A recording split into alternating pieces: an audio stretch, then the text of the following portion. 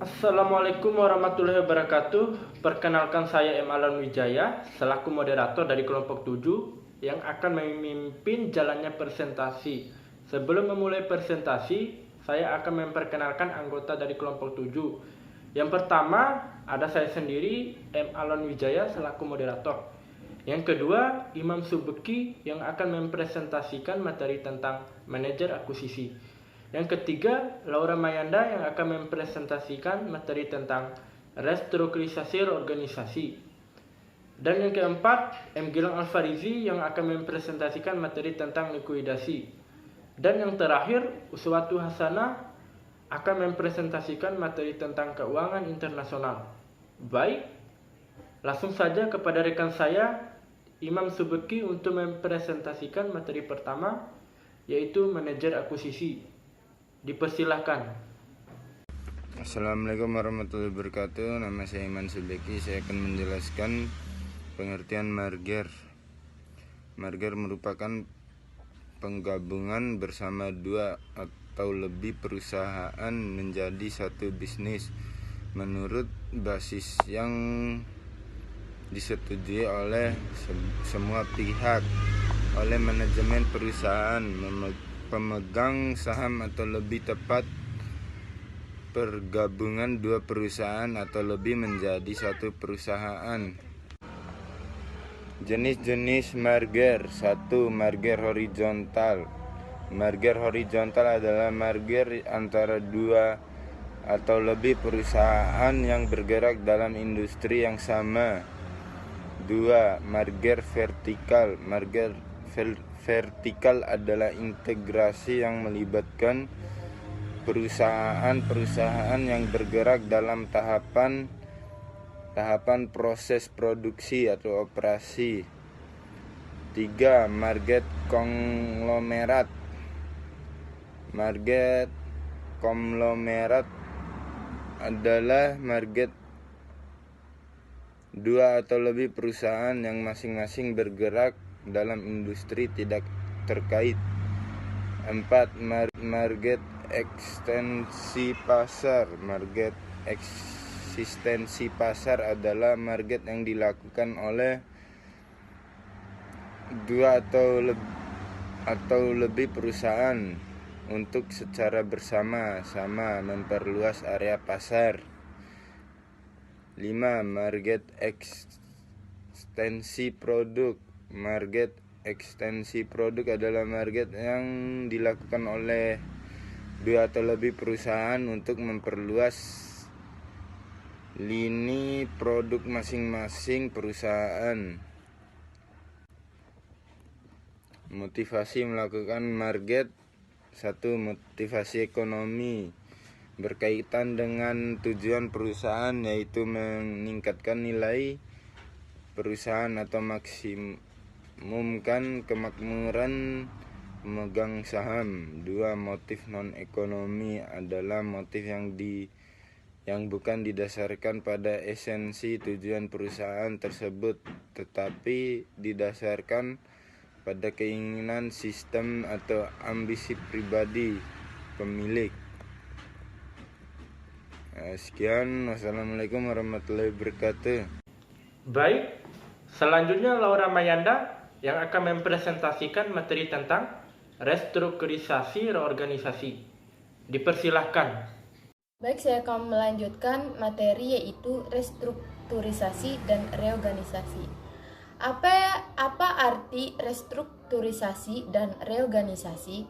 Restrukturisasi adalah aktivitas untuk merubah struktur perusahaan, sedangkan reorganisasi adalah upaya yang dilakukan perusahaan agar kinerjanya tidak semakin menurun karena suatu hal. Pengertian atau definisi restrukturisasi adalah kegiatan untuk merubah struktur perusahaan.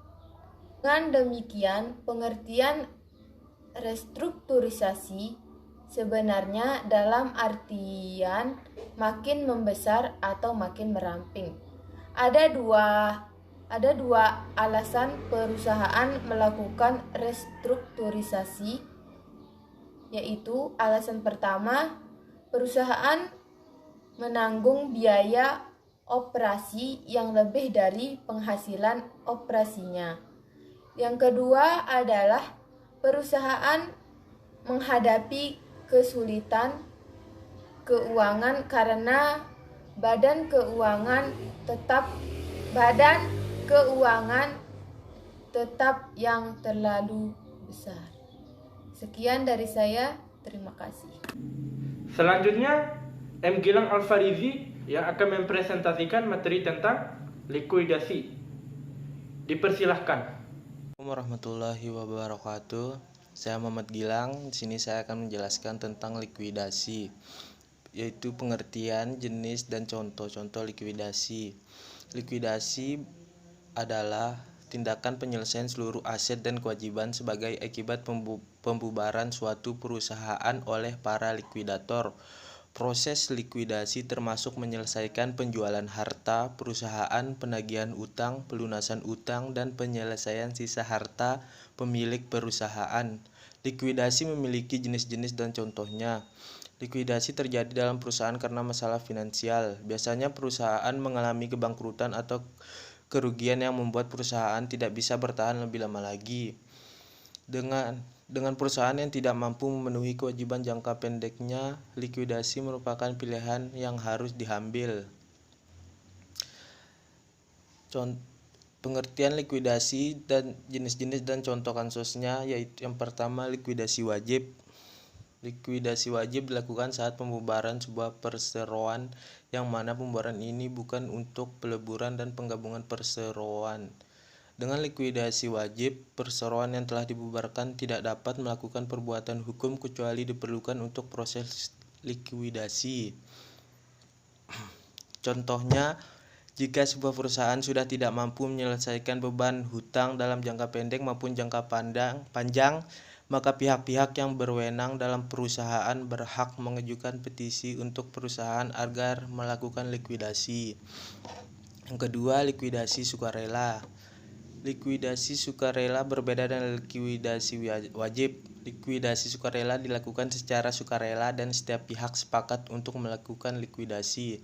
Paling tidak sebesar 75% pemegang saham, perusahaan harus menyetujui likuidasi agar proses likuidasi sukarela bisa dilakukan dengan lancar.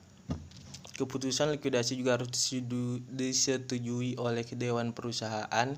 Di dalam struktur Dewan Perusahaan terdapat campur tangan direktur perusahaan dan pemegang saham yang menentukan apakah likuidasi sukarela perlu dilakukan atau tidak.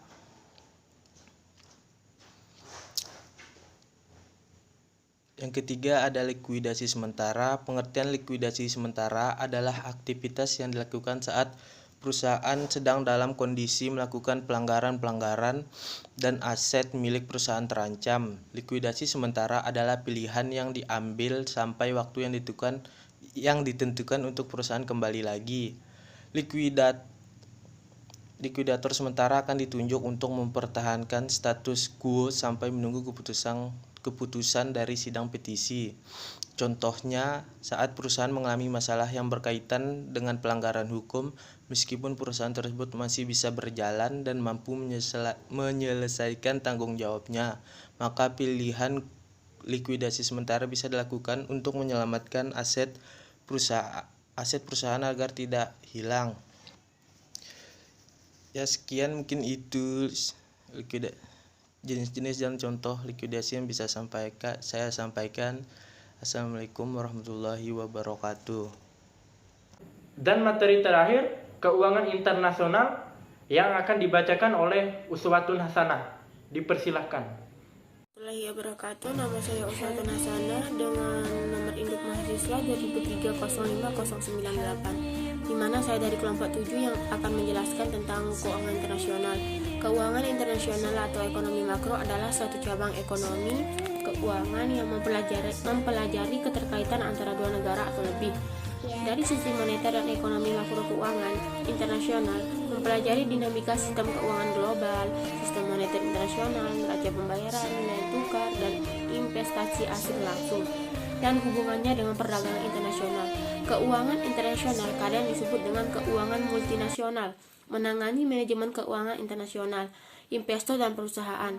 Multinasional harus menilai dan mengelola risiko internasional seperti risiko politik, risiko valuta asing, dan termasuk keterpaparan transaksi, dan keterpaparan ekonomi, dan keterpaparan penerjemahan. Contoh konsep utama dalam keuangan internasional adalah Mandel Planning, teori wilayah mata uang optimum, paritas daya beli, paritas suku bunga, dan efek Fisher internasional. Kajian perdagangan internasional menggunakan konsep-konsep ekonomi mikro, sedangkan penelitian keuangan internasional menggunakan konsep-konsep ekonomi makro. Baik, saya akan melanjutkan materi saya tentang keuangan internasional dan fungsinya. Keuangan internasional adalah kegiatan usaha dan bagian dari pengetahuan fungsi keuangan internasional, dan semakin transparan dalam kegiatan bisnis di era pasar keuangan terintegrasi seperti lembaga pembiayaan, investasi, dan era global membawa implikasi yang signifikan terhadap perdagangan dan investasi. Hal itu menyebabkan proses pembayaran dapat melintasi wilayah negara, namun implikasi kepada lembaga keuangan semakin signifikan. Kenyataannya itu, maka hukum memiliki peran penting dalam menentukan aturan permainan dalam lapangan bermain, sehingga keuangan internasional bisa sejalan dengan bunganya. Selanjutnya saya akan membahas jenis lembaga keuangan internasional. Pertama, Bank Dunia, yang kedua BRD, International Bank for Reconstruction and Development, dan ketiga IFC, International Finance Corporation. Yang keempat MIGA, Multilateral Investment Guarantee, dan yang kelima ICSID, yang berarti International Center of the Settlement of Investment Dispute. Saya akan melanjutkan tujuan pembentukan bank. Yang pertama, merekonstruksi dan membangun daerah yang rusak karena peperangan dan pembangunan ekonomi negara-negara yang belum maju dengan jalan memberikan fasilitas-fasilitas dalam investasi modal untuk tujuan produktif. Yang kedua, memajukan investasi dari luar negeri atau suatu negara dengan memberikan jaminan atau ikut serta dalam investasi swasta atau dengan modal sendiri atau yang bersumber dari kontribusi pemerintah atau negara-negara asing dan mobilitas modal swasta atau dengan modal yang diperoleh dari obligasi. Yang ketiga yaitu memajukan perdagangan internasional dan neraca pembayaran yang seimbang, dan yang keempat yaitu mengadakan koordinasi dengan pinjaman-pinjaman yang diberikan oleh atau melalui badan-badan internasional lain. Mungkin hanya ini yang dapat saya sampaikan. Mohon maaf atas segala kekurangan. Wabillahi taufiq wal hidayah. Wassalamualaikum warahmatullahi wabarakatuh. Demikian presentasi kami. Terima kasih atas perhatiannya. Wassalamualaikum warahmatullahi wabarakatuh.